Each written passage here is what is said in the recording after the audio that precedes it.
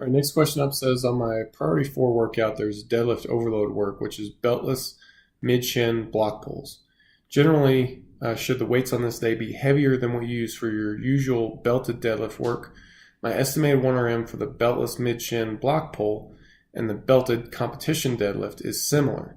I've watched a video where you say that if you're weak at the movement, rather than it being overload work, it serves as a fix for your weakness. Therefore, I'm wondering whether for me, if the block pull is a fix or an overload movement. It's going to be, I guess technically if we're going to categorize it, it's going to be a fix for your weak range of motion. You should be able to pull more in a block pull, all things being equal. It's less range of motion. You're typically in a more advantageous joint configuration.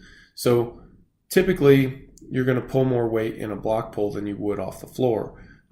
That's not always the case. So in those cases where that's not, I would say those are those are times where you're focused, where the movement focuses on developing your weak range of motion.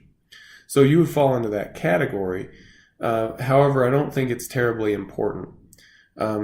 If you're, as long as you're improving in your block pulls, that's the thing that we need to focus on.